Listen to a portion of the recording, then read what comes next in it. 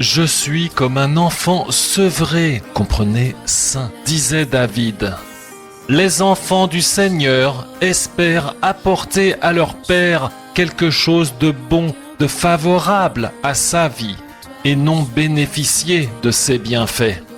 1. Le Seigneur a une vie.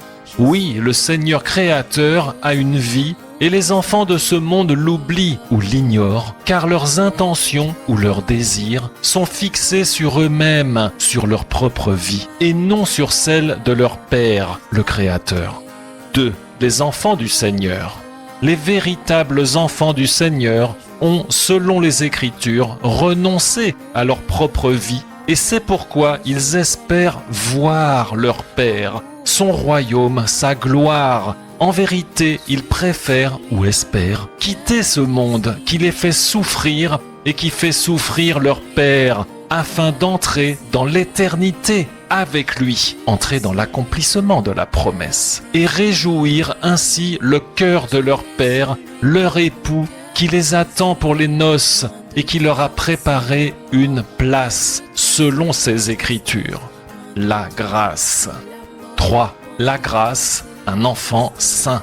La grâce du Seigneur consiste à rendre ses enfants saints, comprenez, conformes à l'esprit original de la création. C'est pourquoi les véritables enfants du Seigneur ne vivent plus dans la cupidité et ne recherchent plus leur intérêt personnel, mais ils cherchent naturellement à plaire à leur Père, à l'admirer et à faire sa volonté, ce qui correspond à prendre soin de lui, plutôt qu'à le meurtrir en lui réclamant sans cesse des bienfaits, des avantages, des privilèges.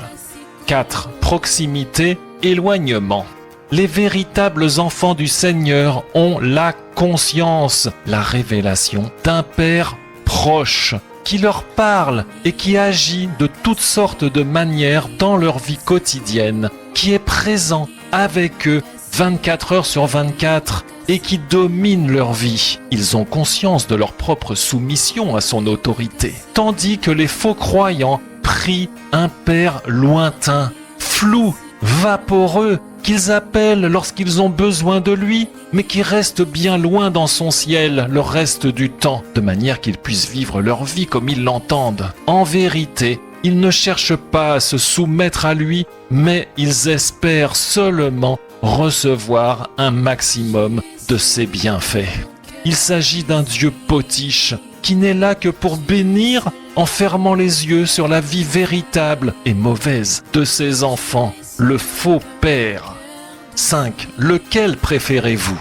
Cette question a de quoi surprendre, pourtant elle est la véritable question qui est posée à chaque homme et femme de cette terre, car l'un est le vrai Père, le Créateur, auquel chacun devrait se soumettre pour vivre, accéder à la vie, tandis que l'autre est le Père de ce monde, le menteur, qui prétend bénir tout en fermant les yeux sur la vie mauvaise de chacun, le grand pardonneur, qui mène chacun de ses enfants à la mort, sa mort en vérité, celle à laquelle il est destiné et dont il sera définitivement frappé à la fin de sa liberté surveillée actuelle qui va s'achever.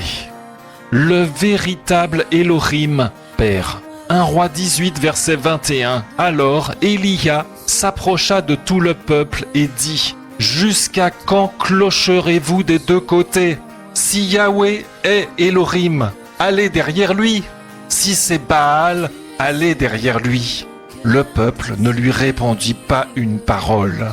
Et il arriva qu'Élia le prophète s'approcha et dit : Yahweh, Elohim d'Abraham, de Isaac et d'Israël. Israël, littéralement celui qui combat avec elle, le puissant qui est à ses côtés. Que l'on sache aujourd'hui que tu es Elohim en Israël. Réponds-moi, Yahweh. Réponds-moi afin que ce peuple sache que c'est toi, Yahweh, qui est Elohim et que c'est toi qui ramènes leur cœur. Alors le feu de Yahweh tomba et consuma l'holocauste, le bois, les pierres et la terre, et il absorba toute l'eau qui était dans le fossé. Quand le peuple vit cela, ils tombèrent sur leur visage et dirent : C'est Yahweh qui est Elohim. C'est Yahweh qui est Elohim. Et le Seigneur dit, invoquez-moi comme le dit ma parole. Criez à moi, priez, cherchez-moi et demandez-moi des signes. Alors j'ouvrirai vos yeux et je vous révélerai qui je suis. Et je ferai de vous mes enfants saints et qui réjouiront mon cœur comme je l'ai dit. Demandez-moi cela. Ô Seigneur, merci. Amen. Message en téléchargement sur uneparolepourlétranger.net. Je suis comme un enfant sevré, comprenez, disait David. Les enfants du Seigneur espèrent apporter à leur Père quelque chose de bon, de favorable à sa vie, et non bénéficier de ses bienfaits.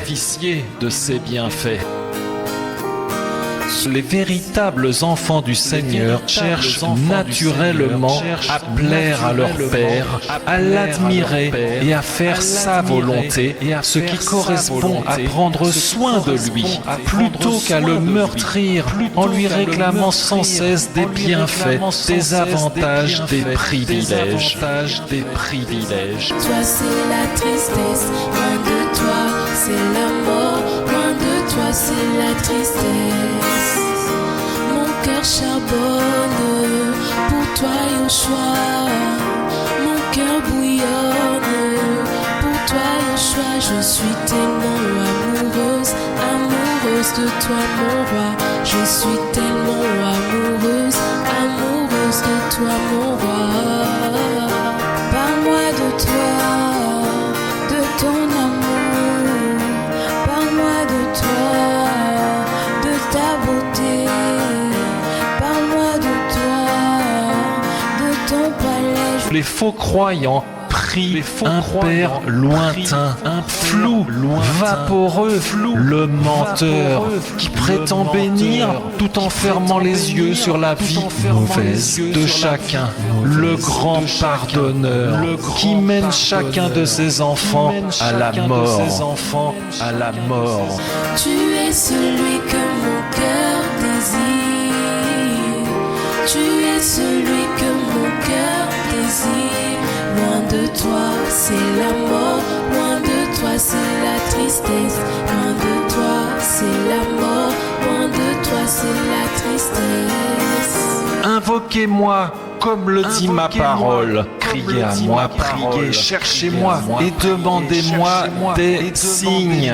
Alors je ferai de vous mes enfants saints et qui réjouiront mon cœur comme je l'ai dit. Demandez-moi cela. Ô Seigneur, merci. Ô Seigneur, merci. Na, na, na, na.